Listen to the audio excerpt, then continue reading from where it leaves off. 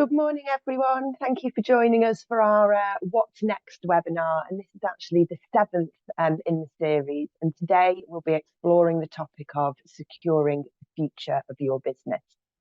So in our 2023 C-suite barometer, 43% of executives of privately owned businesses highlighted that economic trends, including inflation, would have the biggest impact on their business this year. And in an uncertain economic environment, ensuring that your business is resilient to external factors outside of your control has never been more important. My name is Helen Parker. I am a partner in the consulting team here at Mazars, and I'm going to be your host today.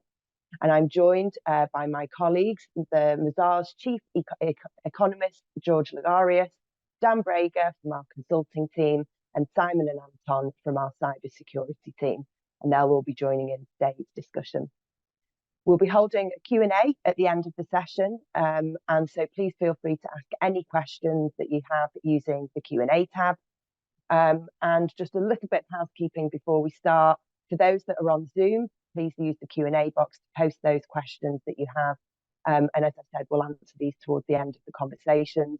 For those who are joining on LinkedIn Live, please input your questions into the comments for the Q&A. We are recording this session, and the recording will be made available to you afterwards on our website. And for those joining on Zoom, it'll be sent to you by email. And of course, we welcome you to share this with any of your colleagues or connections. So let's get started. So January is always a good time for reflection, both personally and professionally. And it's a good opportunity to review your strategy, review your business plans, and really make sure that you're prepared for what lies ahead. I think when the Collins Dictionary had permacrisis as their word for 2022, we probably all hoped that the future would be a little bit rosier. But unfortunately, for many sectors, that feeling of permacrisis has deepened. But don't worry, we are here to help, and we're here to help get you prepared for what lies ahead in 2024. So, George, perhaps a good place to start is to look at the UK and global outlook for 2024. So what are you seeing from a macroeconomic perspective? Thank you very much, Helen. Hi, everyone. My name is George Lagarius. I'm the Chief Economist at Mazars. Apologies for any background noise and the background itself. My computer crashed 3 times this morning, so I just had to get out and use my cell phone. The one thing, Helen, I want to mention is that it feels like a perma-crisis. I want to pick up on something you said. It feels like a perma-crisis, but the more I look into it, the more it seems that that's more of a feeling than the reality. So, we had 14 years of very low interest rates and central banks reducing macroeconomic volatility to reduce market volatility. And that's all gone. So we're now back to what is a more circular and normal economy. Usually, all of the things that we're seeing, higher interest rates, a bit of inflation, these were all things that economists were used to. And the reason why we forgot about it is how things were managed after the global financial crisis in 2008, where everybody had to be kept calm and kept investing. And second, and more important, is that there is an element of the modern media and the press and all that. It's a lot more predatory and it's a lot more clickbaity, and things just have to go very wrong for you to click on the link and read what's happening. But that's not necessarily what's happening in the economy. So what we are seeing and what we're experiencing is a very cyclical slowdown. Make no mistake, there are risks, and we're going to talk about them. But we're not in a crisis. It feels like one. That's why I picked up on Helen's comment. It feels like one. It permanently feels like one, but it is not. We had a bit of inflation, fine, for a year, and then that's done. You know what? It's happened before in history, and it's much worse, and it's going to happen again. And we had higher interest rates from 0 to 5%. It's not a disaster. 5% is a normal interest rate, and in fact there are many benefits to keeping long-term rates above 3%,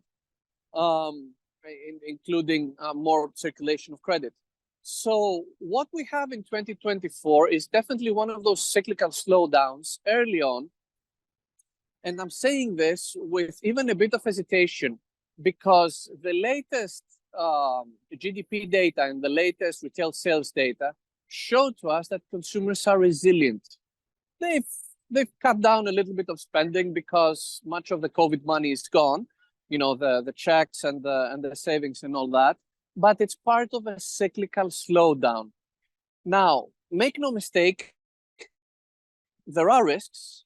And the key risk, except from AI, which threatens to disrupt a lot of industries and a lot of jobs, the other key risk is that, yes, we have mitigated a lot of the economic pressure, but we do it at the cost of borrowing. We borrow a lot more money. The UK is running a deficit near 6.5%. Americans are running a deficit near 7%. Europeans, who are not running high deficits because they can't and because, well, more stingy, we are seeing much slower economic growth. In fact, Germany is at the border of bordering recession. So the point I'm making is that the key risk is that we have accumulated too much debt. And that is a risk for anyone who's thinking that they want to grow their business with debt, to think that there is a lot of debt out there. And also because of AI and because of this rapidly shifting economic environment, it threatens disruption in industries. So we have systemic risks, wide disruption, but we also have industry risks and company risks, which in an environment of higher volatility, higher macroeconomic volatility, because that's what we're experiencing, not a crisis, just numbers moving up and down a lot more than they used to. And that's a normal thing, by the way. This creates for businesses the need to understand the risks, which are systemic and which are not, and also to manage them and see the opportunity from the risk. Risk is not something that should panic people. Your risk could be your neighbor's risk, which then could turn this into your own opportunity. Sorry, Helen, it seems that I'm unusually...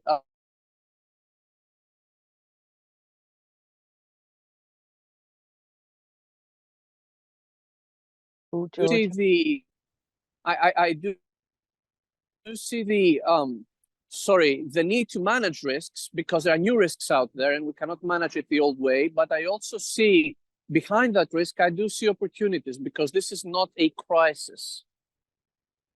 Very good. Thanks, George. We lost you for a couple of seconds just at the end, but otherwise you're showing your own resilience and being able to adapt to what's been thrown at you this morning. So thank you for that.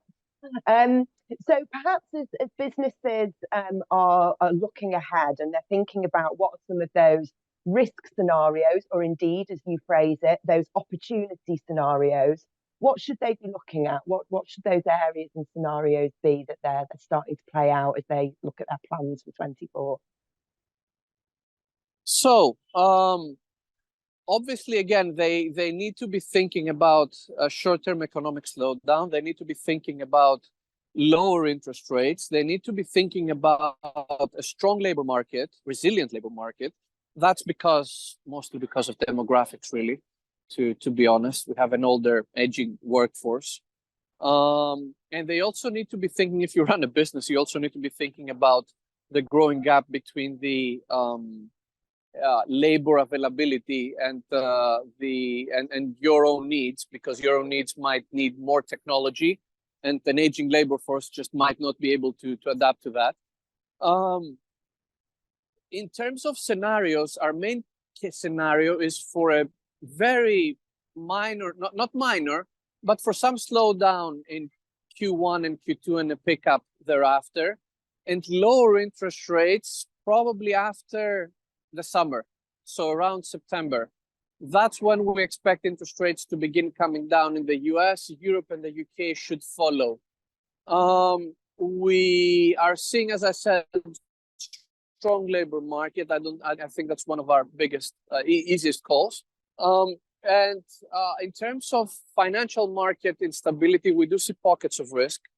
So make no mistake, there are a lot of companies out there which bet heavily on interest rates never going up. So something somewhere in the market is broken, and a key risk is to pray that this is not big enough to cause a financial accident. Great, thanks for those insights, George. So maybe now turning to Dan. So Dan, you support a lot of clients in maybe getting a little bit more practical now on how do you build resilience and what are some of those actions that businesses can take. So talking about some of both the risks and the opportunities that George has discussed, how would you advise that businesses can either minimize the impact of some of those risks or maximize the opportunities? Brilliant. Thank you, Helen. Um, First of all, I would say that preparing for the future means taking stock of the present. So understanding your existing position, understand your strategic direction and where the opportunities and those risks may lie. Consider your functional performance and the vulnerabilities in your existing operations which need to be addressed. Understand your key suppliers and your regulators and their expectations of you and how these might be changing over time. Explore your customers' changing behaviors because our customers are going through the same challenges that businesses are going through, and the major planned changes to your business, which might be as a result of some of the things that George has talked about. And this all bubbles up into what you could consider organizational health. And we take a view of this through a strategic business impact analysis, which guides you towards those strategic activities you should be considering, and specifically things like emerging risk management in a programmatic rather than ad hoc fashion. Because emerging risks can't just slot into a risk register and be treated like normal risks. They need to be thought about from a much more broader, holistic perspective with a different sort of engagement. And the mitigation of those is in a different format. So it might be around stress testing and planning and looking at spans of control and so on. And married with this, you have short-term considerations such as business continuity and crisis management planning as well. Great, thanks. And that can all sound a little bit daunting, hearing everything there that we need to do. How can we use our sort of teams and our people as part of that overall risk management and to help with that preparedness? Yeah, it's a great point because at the end of the day, people are our organizations and they are critical to shouldering much of the burden that George has described. So with a slowdown in the economy, competition between candidates for roles, potential change in government, businesses need to have a clear people agenda so they can attract the right people. And conversely, to retain these people, to retain good talent, really need to be investing in the future skills of the workforce, which I think we'll talk about a little bit further down. But married with this are the cost of living concerns, career progression, changing motivations of individuals, different generations of individuals in the workforce, and understanding the pressures from a cultural perspective and the levers you can pull to get on top of this. So this will build resilience through an engaged, motivated, and productive workforce. And really investing in your people is the greatest investment you can make to walk your way comfortably into the new year. But if we can just pull up a slide, I'd like to give a brief case study.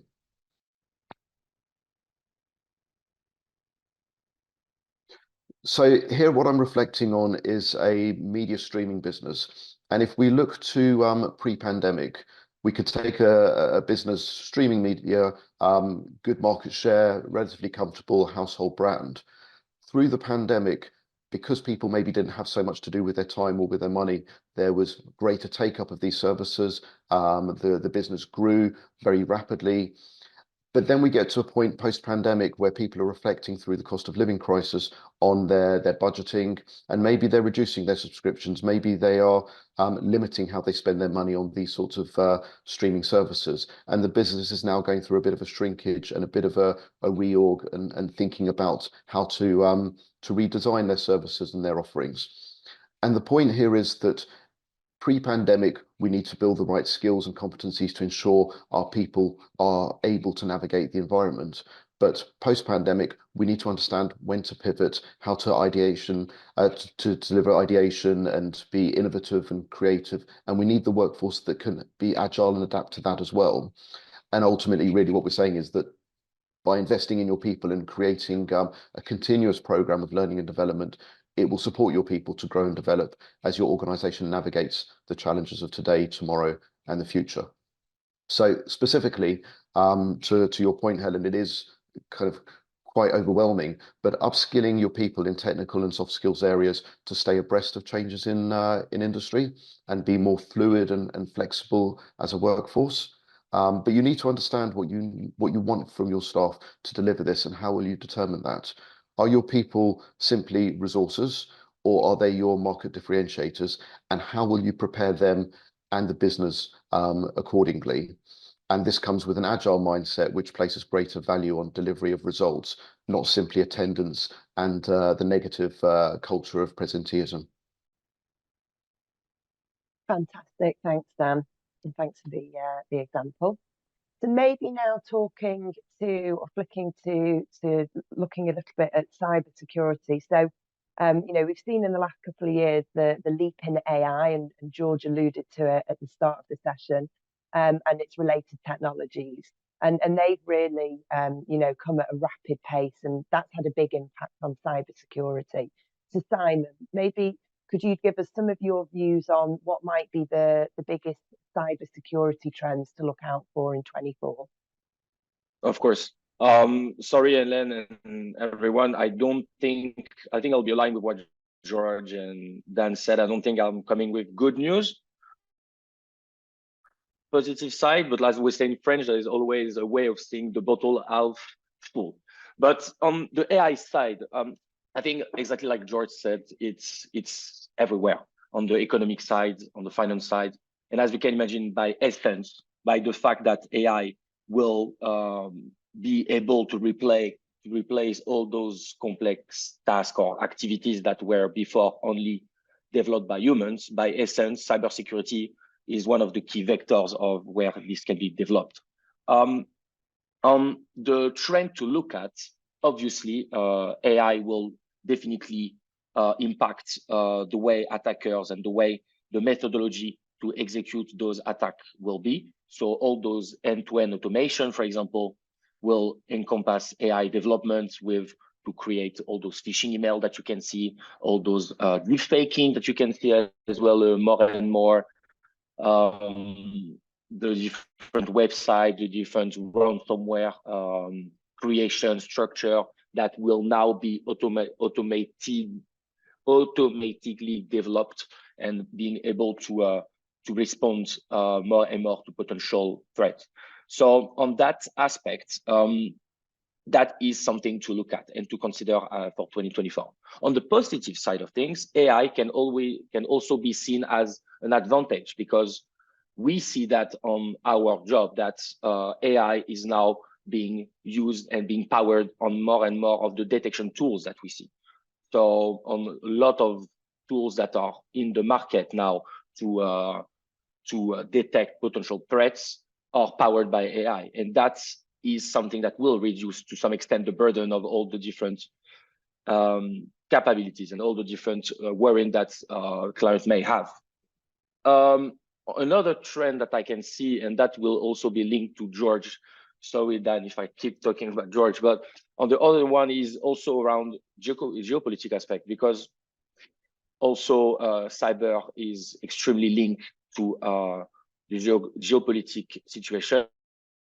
And I don't think it's breaking news to everyone that the world is not in a peaceful environment at the moment. What we can see in Europe with Ukraine or in Middle East, I think that the wars are linked to the cyber attacks, and we can see a lot of increase in either those areas or the different providers coming from those countries. Like, for instance, I don't know if you are familiar with one of the leading market, for example, of antivirus, that was Kaspersky. At the time of last year or 2 years ago, when it was the beginning of the Ukraine and Russia attack, the Kaspersky Russian antivirus was not at risk, but was to consider, because obviously it's a Russian-driven tool. So that was also something that we looked at when we looked at clients. So because you had a tool that was powered by a Russian entity. So that was also something to look at. Or we see as well entities that are being targeted by those countries. One of the two last things that I'd like to talk about from the 2022-2024 trends are not new, but like, I think it's important to come back to them. The first one is supply chain, because more and more supply chain attacks are there or increased, and we see a a significant way that those attacks are targeted, because just by simple term, it's a domino effect. So either, and that is probably back to what you said, Dan, in terms of supply chain. When it comes to risk, ultimately, you keep your risk, even if you're outsourcing and even if you are completely delegating some part of your activity to your IT supplier or any supplier that have access to your infrastructure, the risk remain yours. And it's very important to have that in mind when you're grant access to infrastructure, and the supply chain management should be very well thought. And one of the last things that I think it's important to have in mind for 2024 is ransomware. So going back to my first point on AI, Helen, I think ransomware is the most common threat. And I think everywhere when you try to look for cyber advice, I think that's the key point of entry, because it's the easiest way. But in 2024, when what we see with Anton, and I think you'll probably talk about it a bit later, I think the sophistication and the way it's designed has changed. So powered by AI, the fact that now is getting more and more professional. So going back to geographical location that I just said before, it's a job. So basically, we see more and more clients, especially big clients, when they are being hit by this kind of attacks. We can see that the activity of the threats are basically 9 to 5, and you can see that the exfiltration of data stop roughly around 5 p.m. and come back at 9. So the professionalism of all those actions is also something to look at. So I think in a nutshell, that's the 4-5 trends that I have. The common root is AI, but I think it's important to see AI as obviously as a threat, because we don't see exactly where it is going. But I think it's important to see that from a cyber standpoint, it can be a positive impact, and we have already seen that as a positive impact. So yeah, I think that's it. Back to you, Helen. Thanks, Simon. Thanks. And so, Anton, maybe Simon has told us about all the risks, hopefully not scared anyone too much. But how can businesses ensure that they're protected from some of these emerging trends and emerging risks? From working with clients, what do you see as the hallmarks of an organization that is well prepared and doing things well? Absolutely. So from our experience, there are 3 main key challenges and priority areas in cybersecurity: visibility and control of your IT estate, continuous safeguarding, and detection and countermeasures. So what do we mean by visibility and control? It's knowing what you have on your IT network. You can only protect what you know. Budgets being limited, focus on your most important assets. So what are some of the questions you can ask yourselves right now? How many assets do we have, and what is the scope of our IT network? What is running on all of our IT devices? What is going in and out of our network? What does the business look like to an attacker from external perspective? How easy it is to compromise your IT network and get to your most critical assets? Continuous safeguarding, very, very important. It's all about knowing your vulnerabilities in your IT estate. Close them as soon as you know that they exist. Key questions to ask: are our security controls present and effective? Where does our data come from, and where is it stored? Are our teams properly trained to speak a common language, speak the business language, and understand the critical assets to the business? Detection and countermeasures. So Simon mentioned a lot of tooling nowadays is powered by AI. But what does it really mean? It's all about identifying compromised systems and stopping malicious behavior. Key questions to ask ourselves right now is: what processes do we have in place for monitoring and detecting potential incidents? Has the incident response plan been tested? Are you prepared to respond to an incident in a timely manner? How do we respond to a security breach or potential threats? And how do we ensure that our systems and applications are updated with latest security patches as soon as you're aware that a security patch has been released? So those, from our experience, those are the most kind of key critical areas for cybersecurity. The basics of cybersecurity is still very, very important from our experience. Anton, as well, if I may add as well to what you said, I think going back to AI, because as everyone can understand, AI is the one of the key trend that we mostly all talk about. I think Dan and George as well. We see a lot of clients being either overwhelmed or being scared by, okay, like AI now is the future, and we won't have anything to protect ourselves, because now there will not be human, it will be automated those attacks. But it's important to remind, and what we keep saying to our clients is that AI and automation won't eliminate the necessity of exploiting your credentials, exploiting your privileges, exploiting your vulnerabilities, all those things that what Anton has mentioned, that you are in controls, because AI is just the power and just the way of creating and automating the attack. But at the end of the day, what the attackers are interested in is what Anton said: your crown jewels, your data, your passwords, your vulnerabilities to exploit, and all of those you are still in control by having those cyber hygiene, being in control of those. So AI may sound scary by the way it is and by the way it's automated and being fastly developed, but you are still in control of your environment. And the more you protect yourself, the more AI will struggle to get access anyway. So I think it's there is some positive. Thanks for that, Simon. George shared a little nugget in the chat to say that JP Morgan apparently fights off 45 billion cyber attacks per day, and it's currently running at double what it was this point last year. So hopefully those on the call aren't experiencing quite the same attacks, but as we've said, still very much a risk and very much a need as part of your resilience planning. So just conscious of time, please do share any questions that you have in the Q&A chat. Before we go to the Q&A, perhaps if I just ask each of the speakers to share one takeaway. You always ignore me and do two takeaways, so I'm sure that you'll all have two, but try to keep it to one or two. Just one or two takeaways for those that are on the call today. What should they be doing in 24 as they're looking ahead? What can they be slotting into their plans? So George, if we still have you.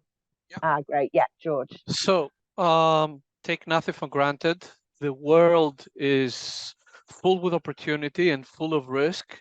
It's a world in flux. So take nothing for granted and be scared of nothing either. I don't know if that counts as two, but fantastic. Thanks, George.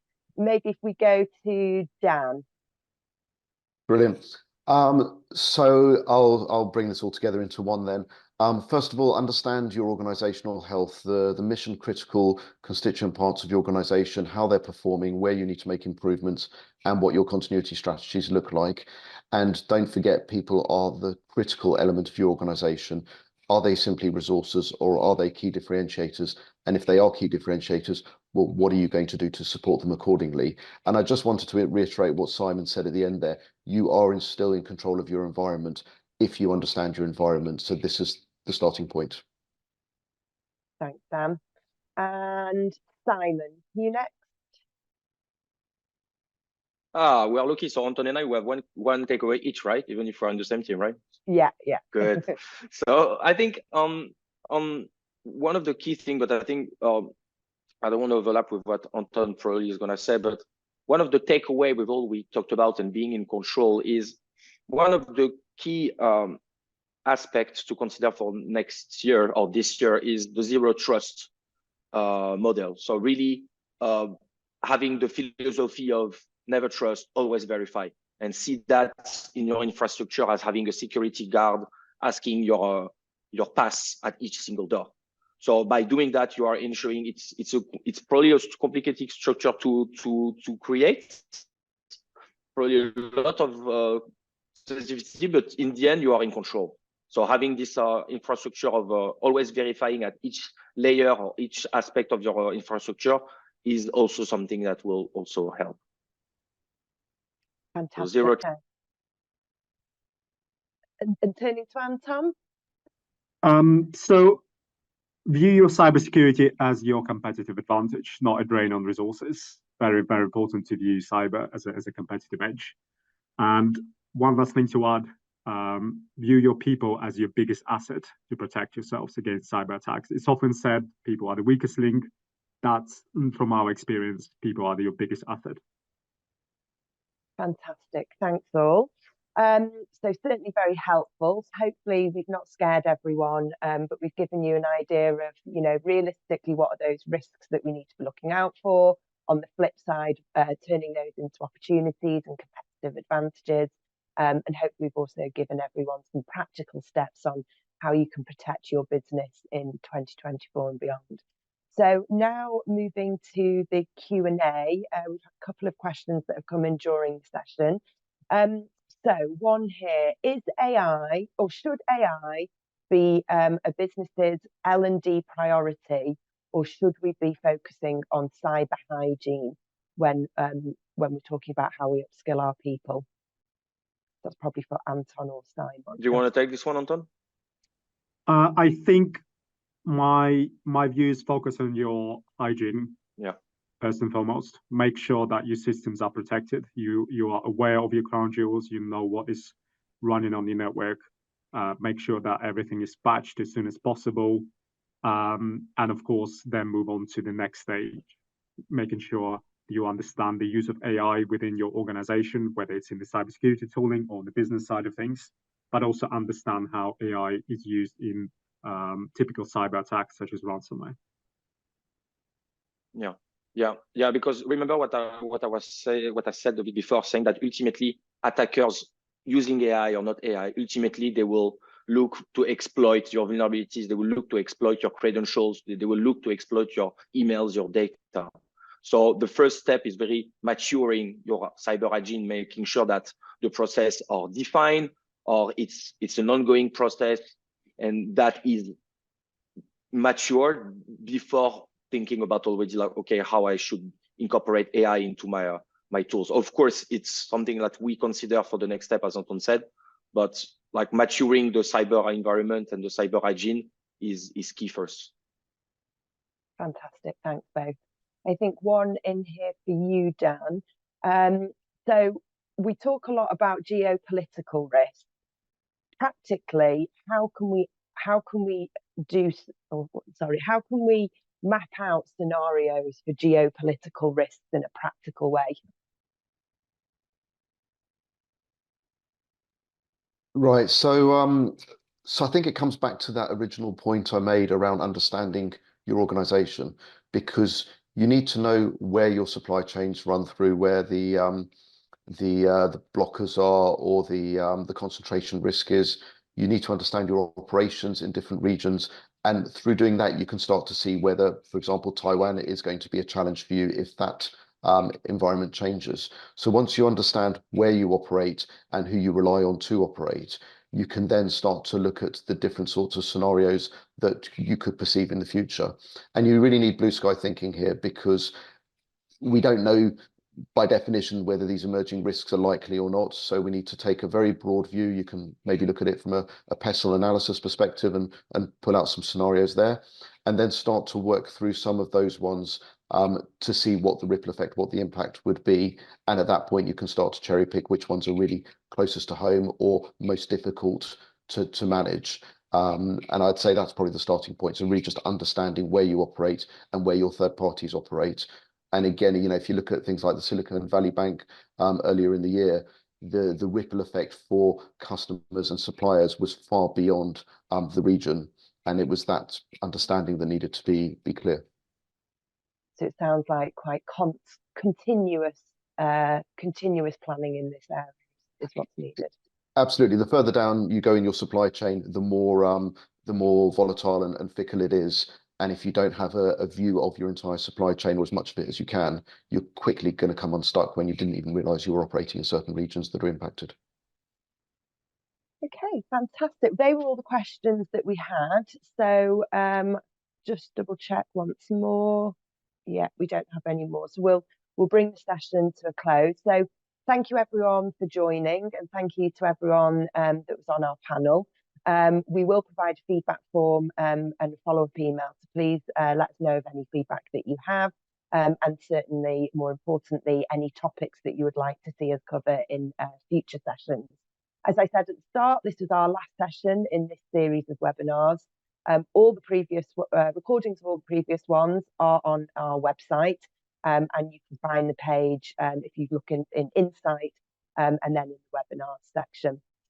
Meanwhile, if what we covered today leaves you wanting to know more, please do drop us a line, and any of those on the call would be happy to take a direct question that you may have. And as always, we'll send out communications to everyone who registered, and this will include a link to the recording of the session. So thanks again for joining us, and we hope you all have a great day.